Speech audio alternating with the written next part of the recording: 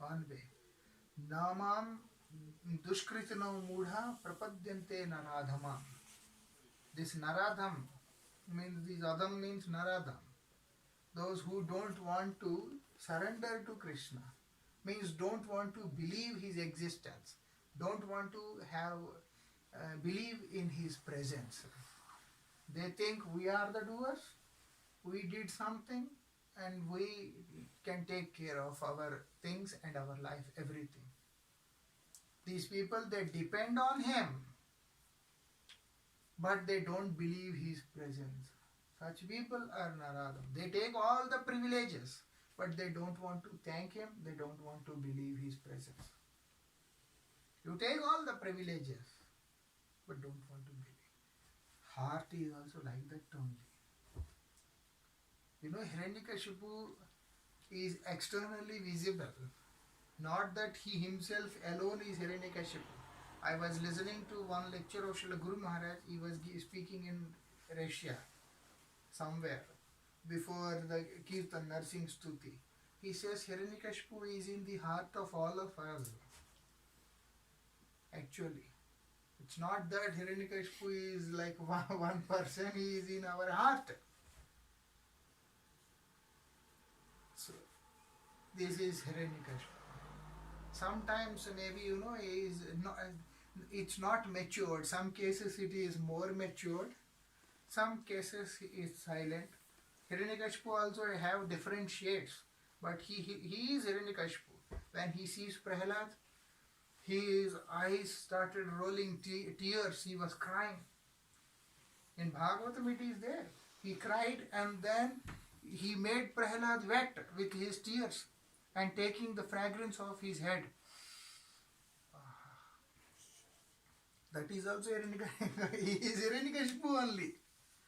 So sometimes when the devotion, you know, it comes, so we feel that everything is like finished now, you know, everything is just only devotion. That kind of feeling, it comes. Right? When we see like Srila Guru Maharaj, latest is that example actually. When Srila Gurudev, he made the pastime of disappearance. For many days, many people, they are like, my world is finished. Nothing is there. Many people are like that. And before Gurudev, I have seen the disciples of Srila Narayan Goswami Maharaj and few other acharyas, those who disappeared and then they came to Srila Bharati Maharaj, Bhakti Kamal Govind Maharaj disciples, like many of them.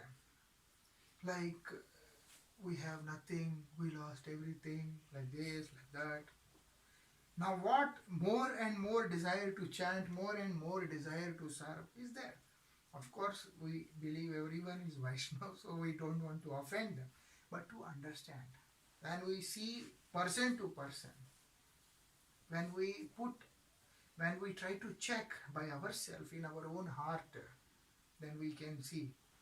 When devotion comes on top, the mood of devotee dominates, then Hiranyakashipu is like down now. The affection which appears and then he is now down, but he is not finished. The moment thing goes against him, our devotional practice also, which is appearing to be an hindrance in our own sense enjoyment, then we try to compromise with this, and then Hiranyakashipu stands like this, yes, I am there. Yes? He immediately stands like this, yes, I am there. And if we feel more dominated, then he becomes wild and then we give up. Many people, they do that. They don't hesitate to give up chanting, they don't hesitate to give up association, they don't hesitate to give up anything, and they don't even hesitate to give up even renunciation also.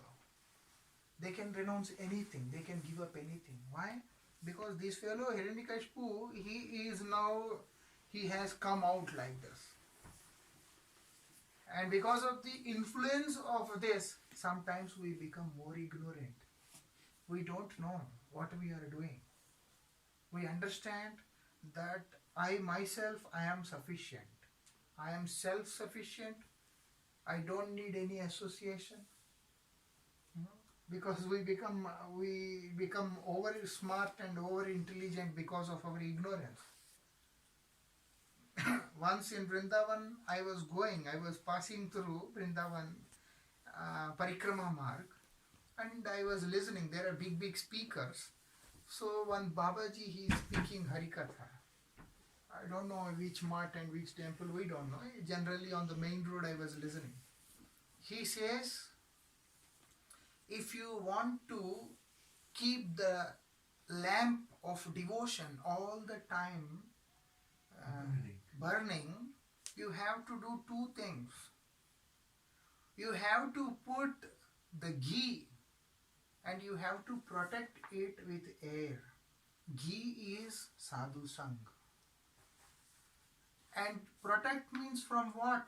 From bad association. I don't associate with the devotees. I stay all the time with bad people.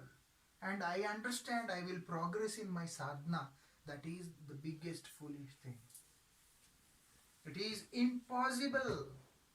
We can never progress. And it's true. Not that he just said, and it's true. If you see the life of Dhruv Maharaj, such a small boy, he was such a small boy, when he got the chance, he could sit on the lap of the Supreme Lord. Where he wanted to sit? He wanted to sit on the lap of his father, Uttanpad. What is Uttanpad in front of the Supreme Lord? And Dhruv Maharaj mercifully got the place where he can sit on the lap of Supreme Lord, and Lord is praising him. Lord is giving him so much of affection. And then Dhruv Maharaj came back and everyone accepted him. He became the king, ruling the kingdom. At one point, when Yakshas, they killed his brother Uttam. Dhruv Maharaj has one brother. His name is Uttam. When Uttam was killed by the Yakshas, Dhruv Maharaj, he forgot that what he is. Immediately he rushed and he tried to kill all the Yakshas. When he is killing them, what is happening? Dhruv Maharaj is not an ordinary person. He is the one who sat on the lap of the Lord. He is one of the best devotees. And how Yakshas can fight with Dhruv? So they are dying. And his anger that my brother, you killed my brother. Then what happened? Manu has to come there. And then he says, Dhruv, calm down. Remember who you are. Lord came and he was sitting on, you are sitting on his lap. You are the devotee of the Lord. You should not kill like this. You should understand this material world, everything. Then Dhruv Maharaj stopped and came back and did sadhana, and then he went back.